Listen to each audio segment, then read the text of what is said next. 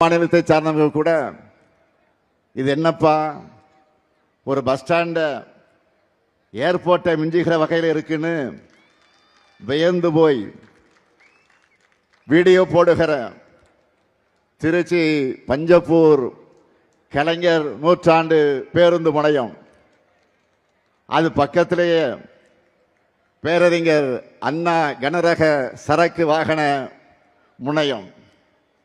அது மட்டுமல்ல, திருவரங்கம் லால்குடி மாநகராட்சிகளையும் புதிய பேருந்து நிலையங்கள் திருச்சி மாவட்டத்தில் மட்டும் 327 திருக்கோயில்களுக்கு குடமுழுக்கு செஞ்சிருக்கிறோம். பள்ளி கல்வித்துறையை இன்றைக்கு கட்டி காத்து கொண்டிருக்கக்கூடிய அப்படிப்பட்ட அமைச்சரை தந்த உங்க மாவட்டத்தில் 2 மாதிரி பள்ளிகளை கட்டி இருக்கிறோம்.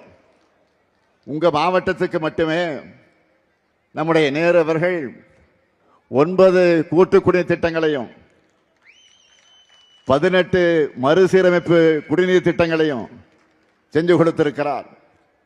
திருவரம்பூர் சட்டமன்ற தொகுதி சூரியூர்ல மினி ஸ்டேடியம் மற்றும் ஜல்லிக்கட்டு மைதானம், துறையூர்ல புதிய அரசு கலை மற்ற அறிவியல் கல்லூரி, சமயபுரத்தில் 10 ஆண்டுகளுக்கு பிறகு தங்கத்தேர் உலா, மணப்பாறையில் சிப்காட் தொழிற்பூங்கா.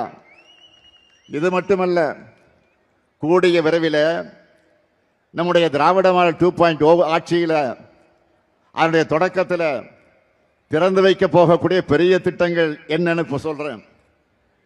டிவிஎஸ் டோல்கேட் பகுதியில் பெருந்தலைவர் காமராஜர் பேரில் அமைய இருக்கக்கூடிய பிரம்மாண்டமான நூலகம், பஞ்சப்பூர்ல டைடல் பூங்கா, சூரியூர்ல மிகப்பெரிய ஒலிம்பிக் அகாடமி ஆகியவற்றை விரைவில் நாம் உங்களுடைய அன்போடு ஆதரவோடு வெற்றி பெற்று ஆட்சிக்கு வந்ததற்கு பிறகு விரைவில் அதை திறந்து வைக்க இருக்கிறோம்.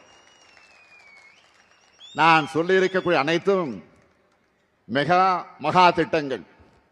திருச்சியினாலே அது பிரம்மாண்டம் தான்.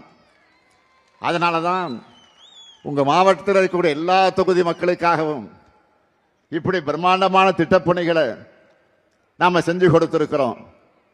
இவை தவிர இன்னும் ஆயிரக்கணக்கான திட்டப்பணிகளை தொகுதி வாரியாக செஞ்சு கொடுத்திருக்கிறோம்.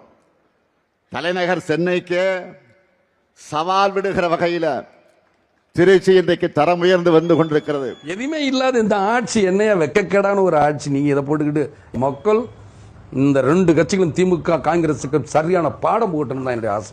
கலைஞர் செஞ்சுட்டார், கலைஞர் சொல்லிட்டார், கலைஞர் கலைஞர் என்ன பண்ணிட்டாரு? கலைஞர்கள் நான் மரியாதை கொடுத்தான் கலைஞர் பேசிய என்ன கலைஞர் என்ன பண்ணாரு? இந்த தமிழ்நாட்டை அடமானம் தான் வச்சார். இவர் பொய்யோட உச்சம் முதலே சொல்றேன். இவர் கேட்டா எனக்கு கோவம் தான் வருது. கலைஞர் பொய் எங்க அப்பன் குதிரைக்குள்ள இல்லைங்கிற பொய் இவருடைய பொய். இவர் எப்படிப்பட்ட ஆளுங்க, இவர் எப்படிப்பட்ட பெரிய பெரிய துரோகிங்கிறதுக்கு ஒரு எடுத்துக்காட்டு தான். உங்களுக்கு டிவியை கொடுக்குற மாதிரி கனெக்ஷன் சார்ஜ் எல்லாம் அவர் வாங்கிட்டு போயிடுறாரு. இதான் உண்மை மக்களை. கனெக்ஷன் யார்கிட்ட இருக்கு சொல்லுங்க? யாராவது பொதுமக்கள்கிட்ட இருக்கா? எல்லாமே கட்சிக்காரன் இவர்கிட்டையும் இவர் பேரப்பிள்ளைகிட்டையும் இவர் மகன்கிட்டையும் தான் இருக்கு.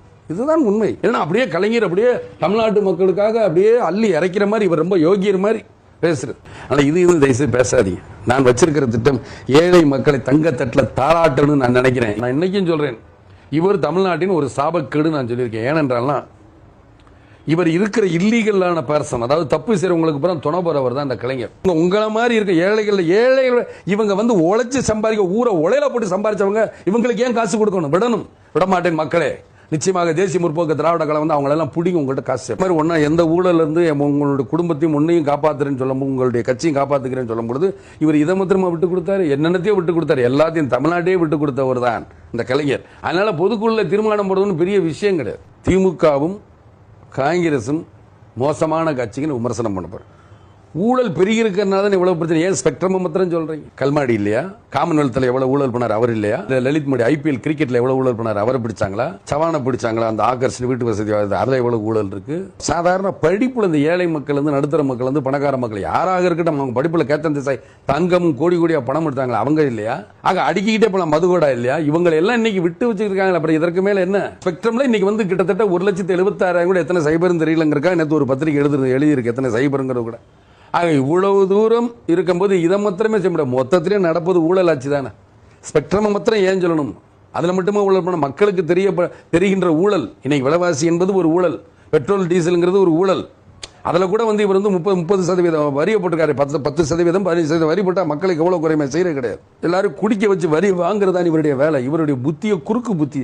அதனால ஊழல்கள் நிறைய இருக்கு, சொல்லிக்கிட்டே போலாம். கல்வியில ஒரு ஊழல், ஊழல் சாம்ராஜ்யம் அப்படி என்றால் கலைஞர் தான். எதை இதை வெறும் ஸ்பெக்ட்ரமை பற்றி சொல்லணுங்கிறதுல மொத்தத்தில் கலைஞரை பற்றி சொன்னாலே ஊழல் தான்.